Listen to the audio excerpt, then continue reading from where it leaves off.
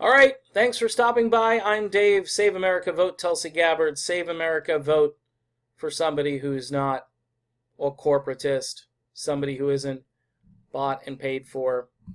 I've got a really nifty article here from Status Quo.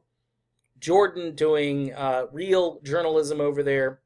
I am a fluffy commentator, whereas Jordan does real news, investigative journalism.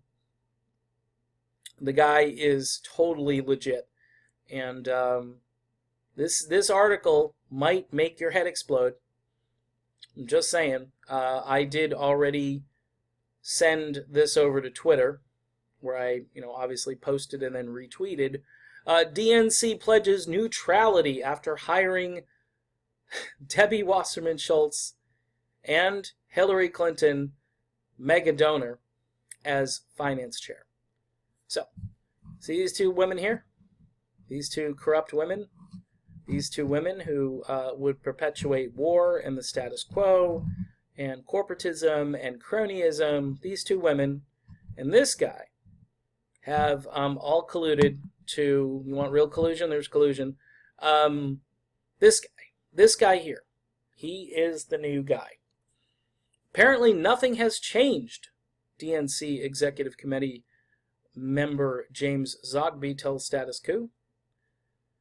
Tom Perez has vowed neutrality, but by all objective measures has not remained neutral. Perez's mission, I'm just skimming here.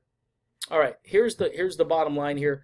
Perez's mission may be complicated by the man he's appointed as the DNC's new finance chair, Chris Corgi, a Florida real estate mogul, attorney, former lobbyist.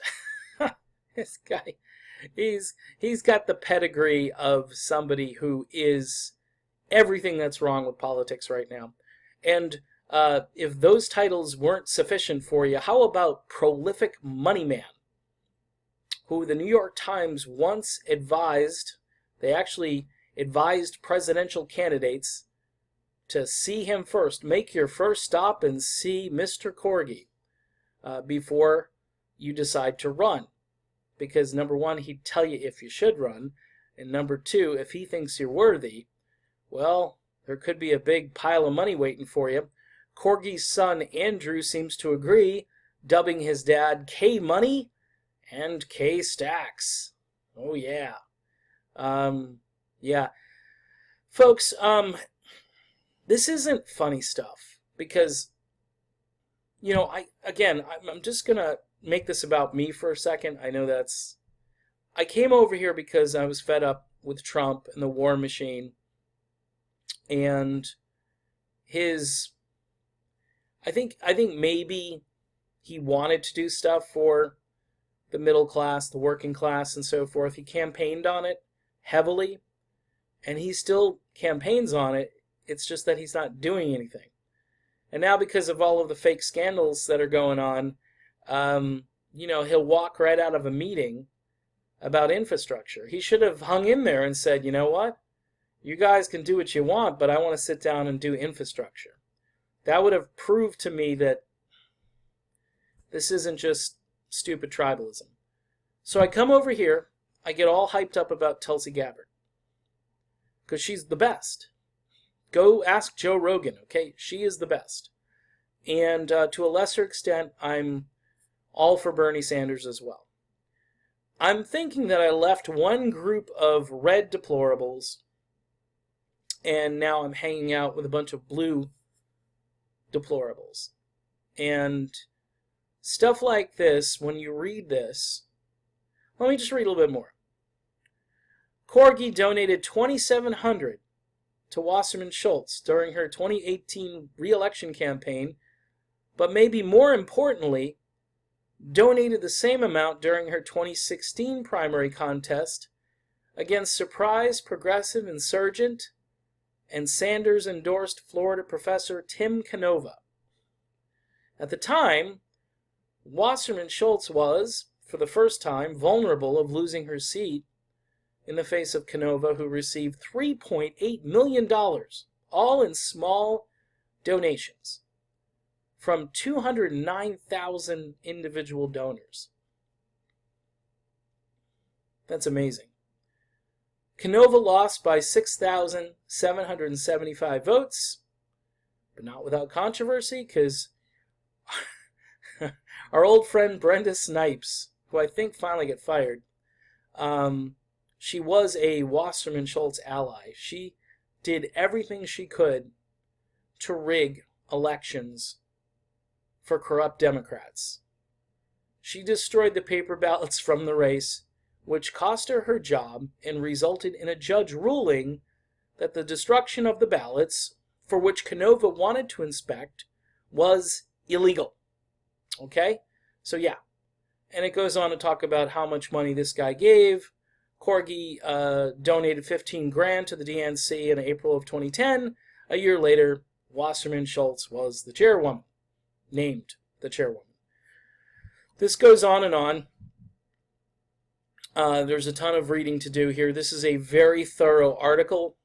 This guy has given to Kamala Harris already. We know that for sure. And he also gave to Hillary Clinton. So you know where he is politically. He's a corporatist. He is basically a political mob figure. And he is now in charge of finance over at the DNC. Folks, this makes the case whether our guy wins or not. And I don't think our guy is going to win. Our guy, our gal. Whether you're a Bernie-crat or a Tulsi-crat, Bernie obviously has a better chance than Tulsi has. The Tulsi blackout is amazing. I mean, the way they talk about Pete Buttigieg being the young guy and being military, and nobody talks about Tulsi Gabbard that way. Nobody does. It's always, so you met with Assad. What do you stand for, Tulsi? You know, let's ask a real question, one of these interviews. But anyway, neither of those two candidates are likely to beat the establishment candidate. I know in Iowa it's a dead heat between Biden and Sanders, but this guy, sure, he's already funneling money to Joe. And I make those accusations based on the track record here. It may not be true. Maybe it's Kamala. Maybe you'll see her magically rise in the polls and get all kinds of great media attention, because we know that this person has already given to her this year, back in January. So what do you do? What do you do? Well, you got to get out. Eventually, look, I'm in this for the short run with Tulsi, because it appears that there are bigger problems, systemic problems, that if we don't address them, you get the corporatist right against the corporatist left. You get wedge issues, you get identity politics, you get fake liberalism, and then you get, you know, if you're a hardcore conservative, you don't get any constitutional conservatism. You just get, you know, executive orders and, I don't know, empty promises and more war. This is the thing. None of these people, these four people here, they don't care that we're going to war. They don't care that it's endless. They don't care at all. And, you know, as somebody who saw the light on that one issue, there's no way I'm going to be a party to this anymore. I'm not doing it. So, this is interesting, and again, you should share this article. Give Status Quo a virtual high five. Maybe donate to their page, because this is the kind of stuff we need. Because if we're going to upend this entire system, we need articles like this. We need information like this to pass on to the people who are, you know, they don't really care. They're kind of moderate. They don't really know. They like Joe Biden because he's not Trump. And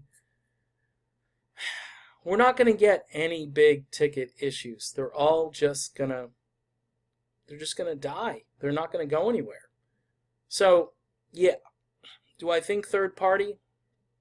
The more this goes on, the more we got to get busy about somehow promoting another way. And I keep saying, can't go through, you got to go around. I'd love to see Tulsi or Bernie or both of them run on a unity ticket, Green Party.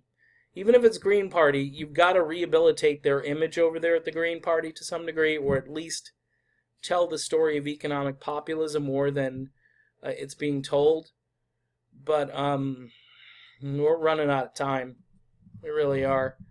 I mean, we'll see what happens after the debates. Maybe there'll be an earthquake, a seismic shift.